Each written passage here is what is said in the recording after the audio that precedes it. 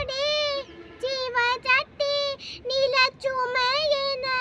வாழ்ந்திட பொறிகுவையோ நல்லதோர் வீணை செய்தேன் அடை நலம் கெட பொழுடியில் எறிவதுண்டோ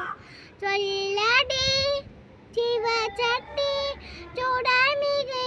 அறிவுடன் என்னை படைத்தானே நல்ல